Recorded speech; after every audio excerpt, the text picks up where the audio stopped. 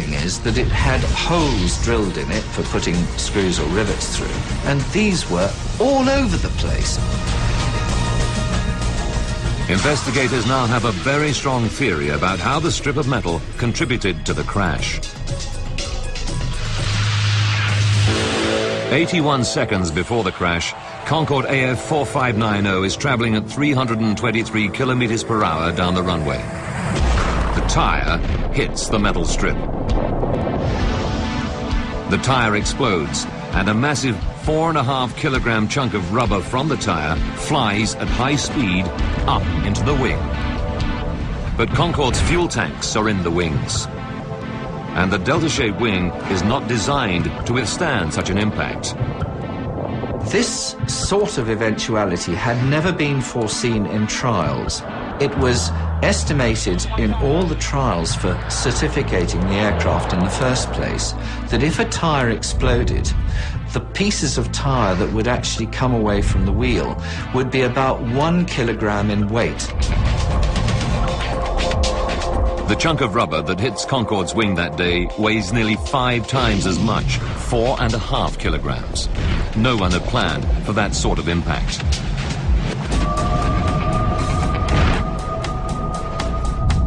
What's more, you can match the large rubber fragment of the tire with a dent on the wing.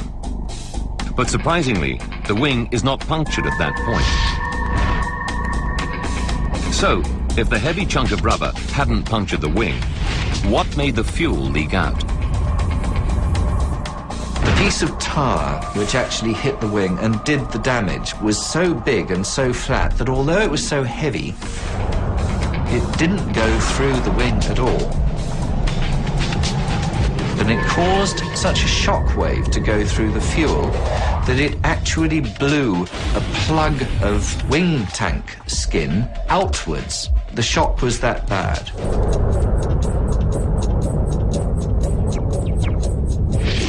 When the rubber chunk hits the wing, it sets off a pressure wave which finds the weakest joint in the fuel tank.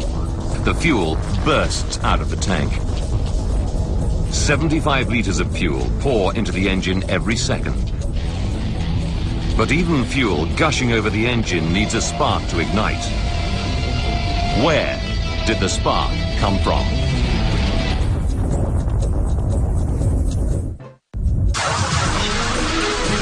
Air France Concorde AF 4590 crashes after takeoff from Paris Charles de Gaulle Airport.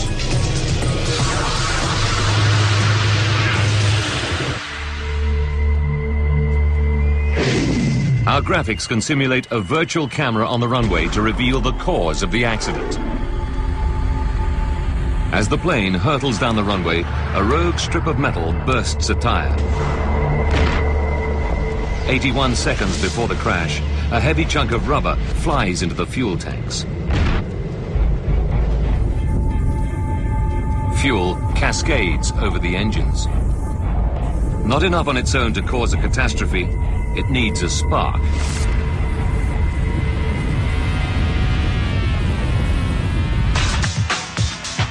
From the cockpit voice recorder, we know that the pilots have trouble with the landing gear on takeoff.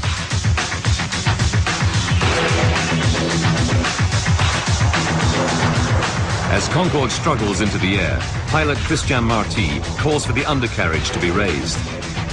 But it stays locked open.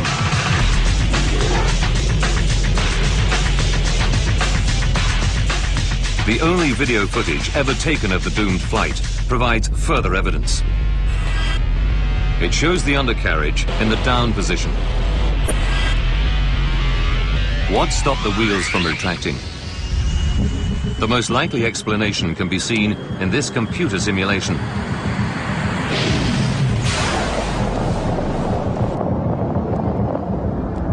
Shrapnel from the burst tire flies up into the landing gear bay, where it severs power cables. The undercarriage is now stuck in the down position. Worse still, the exposed wires are whipping around in the gale force airflow. If the exposed wires make contact, they'll spark. As fate would have it, they do.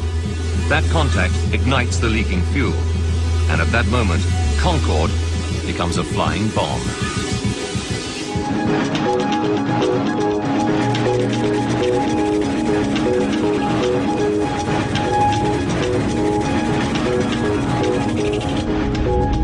now tell you what it must have been like for Captain Marty in the cockpit.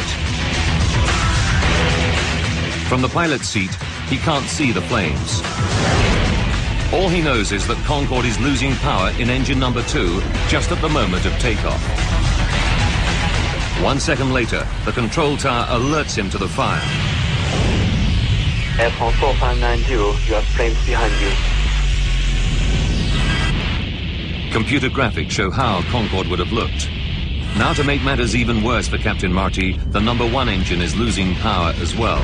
Events are conspiring against him. Aviation safety expert David Learmount explains why. There was a fantastic gush of fuel out of this quite large hole. It was literally drowning out that engine, which gradually lost power and finally went out. So the pilots were left with 2 engines when they're normally accustomed to having 4. It couldn't happen at a worse time. Captain Marty needs maximum power, and there's not enough runway left to stop. He wrestles Concorde into the air.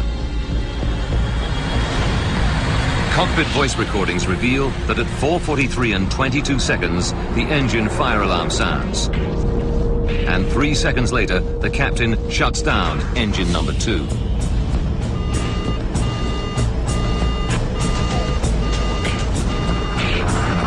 The drill for a fire warning is that you shut the engine down and cut off the supply of fuel to it to try and then fire the fire extinguisher of that engine to try and put the fire out. Concorde is now 53 seconds from disaster. Gilles Rogelin in the control tower gives what help he can to Captain Marty. Do as you wish. You have priority to return to the field. But at 60 meters, Concorde is too low to turn around. So instead, Captain Marty tries to fly the crippled plane to the nearest runway at Le Bourget Airport, just 5 kilometers ahead. But there's a new problem for Captain Marty. The fire is now so intense that Concorde's wing is melting and disintegrating. The rear end of the wing on Concorde are the controls known as elevons, which enable the pilot to point the aircraft's nose up or down.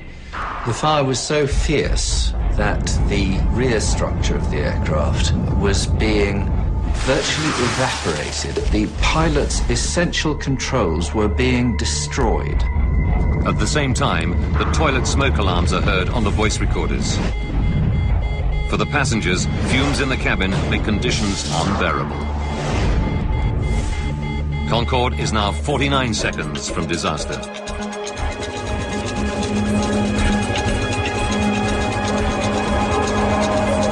In the cockpit, Christian Marty battles with the controls, trying to gain speed and height. But he's being overwhelmed by the fact that the wing and its controls are disintegrating.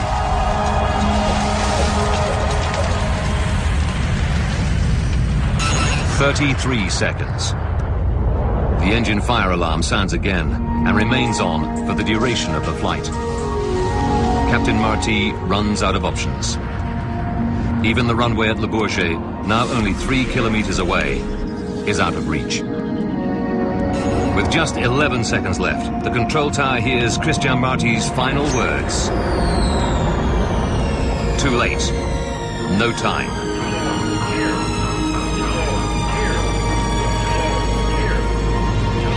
Four seconds left. The plane dips below 15 meters. The final sort of act was the airplane reared up and heeled over into about 110 degrees of bank, so the airplane at that point became completely uncontrollable. 3 seconds. Concorde could no longer hang in the air. It stalls and begins to roll leftwards. A hotel lies directly beneath. The plane is about to come down.